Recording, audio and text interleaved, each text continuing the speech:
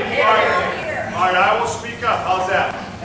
All right, we started, our first meeting was July 13th, 2009. We met in the firehouse on 747. Show of hands, how many of you were there? We've grown a bit. All right, for 2 years, we've been meeting every month. The board's done a brilliant job, and we've got a list of accomplishments that we've had over the last 2 years. I'm going to read some of them, just on a few highlights. The whole list will be put out on the website in the next few days, so I would encourage you to go to the website and look at some of the things that this group of volunteers has accomplished in the last 2 years. Understand that our focus is on education. So we try to educate and inform our members and the public as a whole. And that's our primary focus. So let me just go through a few things. I'm going to tell a story or two. Our first goal is education.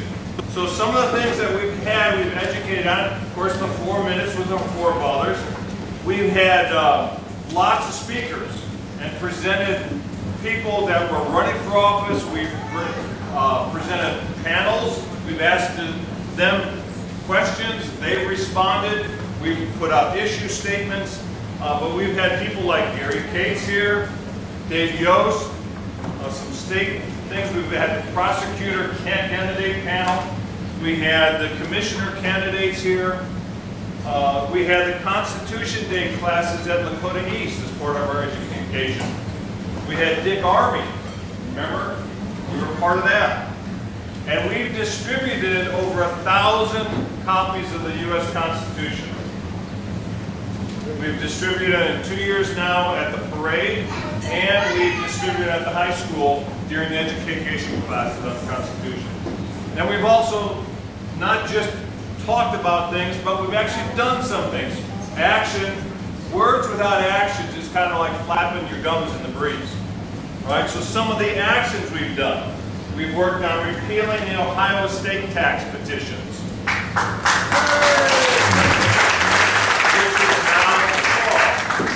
We've worked on repealing Obamacare. If anybody has not signed that petition, right over here. And it should be on the ballot in November. All right, so it's worked. Last year we put together a float. We won first place in the parade last year. We did again this year. So that was great. We had a trip to D.C. We had lobbying trips to Columbus. We sent out voter guides. We had donations for the troops, led up by Tim. And we had a lot of packages went overseas. We have the Sam Adams monthly social hour, where we sip a little brew. Sam Adams, right? And we have the military committee, plus other ones. And the healthcare committee. Remember, a year and a half ago, the healthcare committee did an awful lot of work plowing through a 2,000-page bill. And they read it completely and reported on it. That was a yeoman's effort. We've also had growth in the conservative movement. We helped spin off a Fairfield Tea Party group, an Oxford Tea Party group, a Hamilton Tea Party group. All right, we've also got a teen group that we've helped establish. And we found a conservative coalition of 3 Hamilton and Butler County Tea Parties.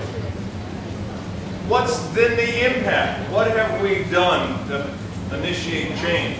Well, some of the things that we've done, we've got an awful lot of local Tea Party folks that are now elected officials. We've gotten a lot of people on the committees in the GOP.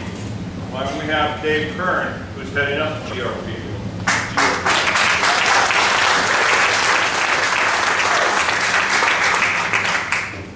And we've also served on many of those committees that help select candidates and set bylaws. We also get a lot of publicity now, more than we used to, in the paper. So that's a good thing. we're a 501c3. What does that mean? It means that we're an education nonprofit organization. All right? That's different than some of the other Tea Parties that go out and actively support specific candidates. We don't do that.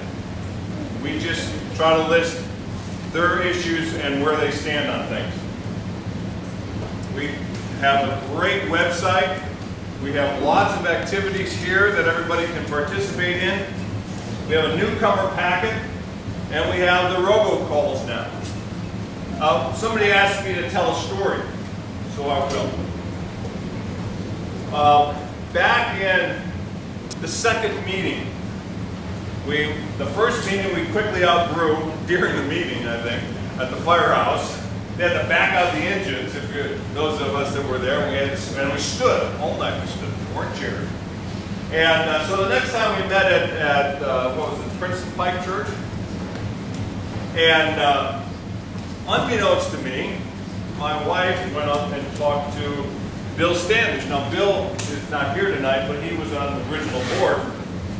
And the meeting started, and Bill says, Ken Korn is going to come up and present a talk on the Constitution. And I go,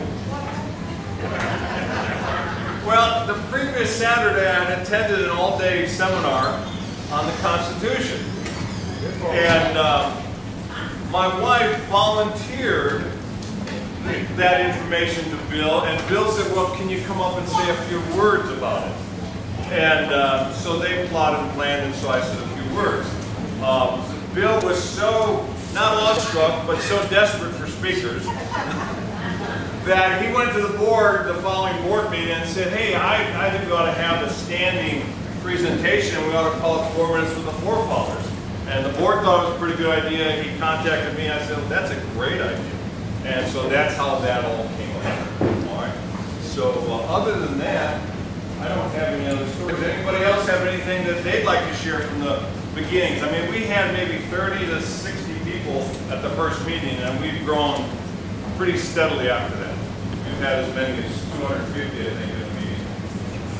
Yeah, so you've done good.